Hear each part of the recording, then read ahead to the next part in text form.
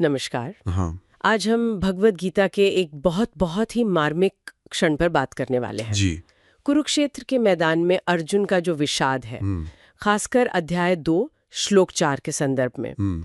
हमारे पास कुछ नोट्स हैं, कुछ विश्लेषण हैं जो अर्जुन की उस गहरी नैतिक और आप कह सकते हैं भावनात्मक कश्मकश पर थोड़ी रोशनी डालते हैं। बिल्कुल।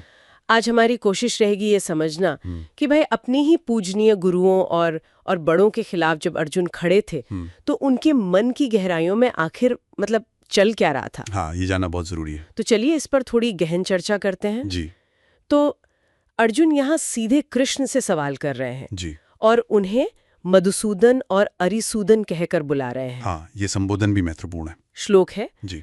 कथम भीष्ममहं संख्ये द्रोणम च मधुसूदन इषुभि प्रत्योत्स्यामि पूजार्हा वरिसूदन।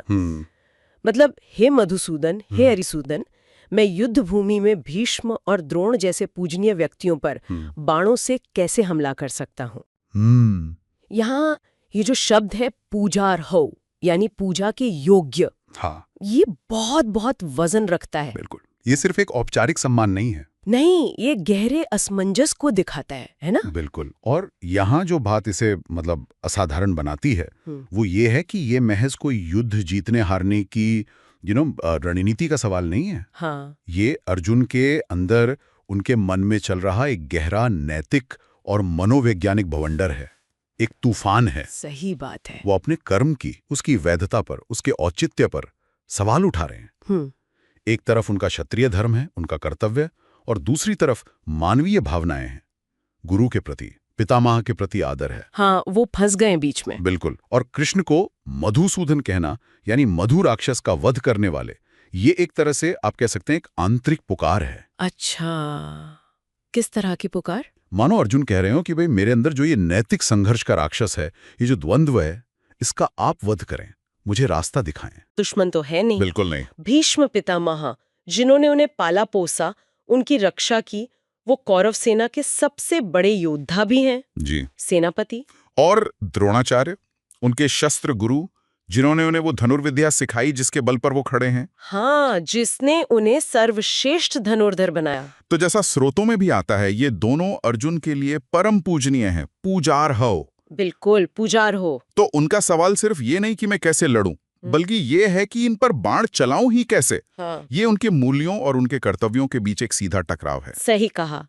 और इसी मनोदशा को, इसी मानसिक स्थिति को शास्त्रों में युद्ध विषाद कहा गया है। अच्छा, युद्ध विषाद। हाँ, युद्ध के कारण उपजा गहरा शोक, अवसाद, डिप्रेशन कह सकते हैं आज की भाषा में। ये श्लोक 2.4 इसी विषाद और कर्तव्य भ्रम की मतलब चरम अभिव्यक्ति है। और अगर हम इसे जीपा के बड़े फलक पर देखें, पूरी तस्वीर में, तो अर्जुन की यही अवस्था, यही कंफ्यूजन उस ज्ञान की पृष्ठभूमि तैयार करती है जो कृष्ण उन्हें आगे चलकर देंगे। अच्छा, तो ये विषाद जरूरी था एक तरह से। हाँ, कह सकते हैं।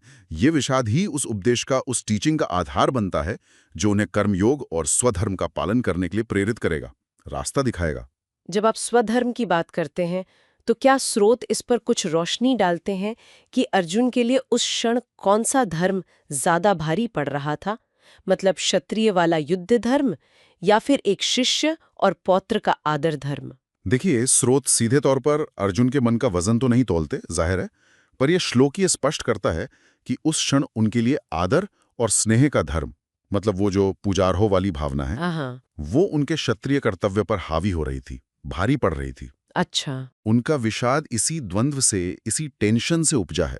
उन्हें समझ नहीं आ रहा कि अपने स्वधर्म यानी एक क्षत्रिय के तौर पर युद्ध करने के कर्तव्य का पालन कैसे करें, जब सामने वो लोग खड़े हों जिनका आदर करना भी उनका एक तरह का धर्म ही है। ये तो बड़ी जटिल स्थिति है, वाकई। बहुत। यहाँ एक और दिलचस्प बात है। अर्जुन कृष्ण को सिर्फ मधुसूदन नहीं कह रहे, वो अरिसूदन भी कहते हैं, यानी शत्रुओं का नाश करने वाले। हाँ, ये भी ध्यान देने वाली बात है। तो एक ही सांस में भीष्म और द्रोण को पूजनीय कहना और फिर कृष्ण को शत्रुनाशक कहना, ये थोड़ा मतलब विरोधाभासी नहीं लगता? कॉन्ट्रडिक्शन? हाँ, लगता तो है, लेकिन शायद ये विरोधाभास ही अर्जुन की उस समय की जटिल मानसिक स्थिति को उजागर करता है। कैसे? देखिए, एक तरफ उनका विवेक है, उनके संस्कार हैं, जो उन्हें भीष्म और द्रोण को पूज्य मानने को कह रहे हैं, इसमें कोई शक नहीं। सही। दूसरी तरफ शायद उनके अचेतन मन में, सबकॉन्शियस में ये इच्छा भी है कि कृष्ण जो अरिसूदन है, जो शत्रुओं का नाश करने में सक्षम है, वो किसी तरह इस धर्म संकट का ही नाश कर दें, इस कंफ्यूजन को ही खत्म कर दें। अच्छा, मतलब वो कृष्ण से मदद मांग रहे हैं इस दुविधा से निकलने के लिए। बिल्कुल। ये दिखाता है कि वो कितने गहरे द्वंद्व में फंसे हैं, जहां वो शायद अपने पूज्यों को शत्रु के रूप में देख पाने की कल्पना से भी कांप रहे हैं, पर स्थिति की मांग, सिचुएशन की डिमांड वही है। तो कुल मिलाकर अगर हम सार निकालें तो ये स्रोत हमें ये बताते हैं कि अर्जुन का विषाद केवल युद्ध का डर नहीं था या कोई कायरता नहीं थी। बिल्कुल नहीं। ये उनके अपने ही मूल्यों, अपने कर्तव्यों और अपने गहरे सम्मान की भावनाओं के बीच एक भयानक टकराव था, एक इंटरनल कॉन्फ्लिक्ट था। सही कहा। ये उनके चरित्र की गहराई और उनके सामने जो नैतिक संकट खड़ा था उसकी गंभीरता को दिखाता है। एकदम।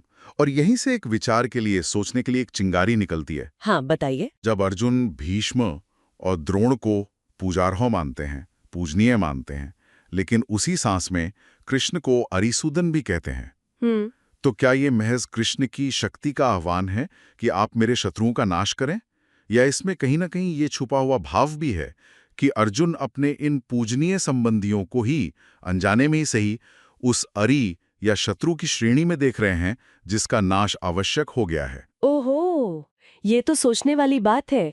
क्या वो उन्हें शत्रु मान रहे थे? ये सवाल उठता है। ये प्रश्न अर्जुन की आंतरिक उथल-पुथल और जिसे हम धर्म कहते हैं, उसकी जटिलता पर, उसकी कॉम्प्लेक्सिटी पर सोचने को मजबूर करता है कि धर्म हमेशा सीधा और सपाट नहीं होता। बिल्कुल, स्थिति के अनुसार शायद परिभाषा बदलती है। शायद, या शायद समझने का नजरिया बदलता है। ये वाकई एक गहरा विश्लेषण था।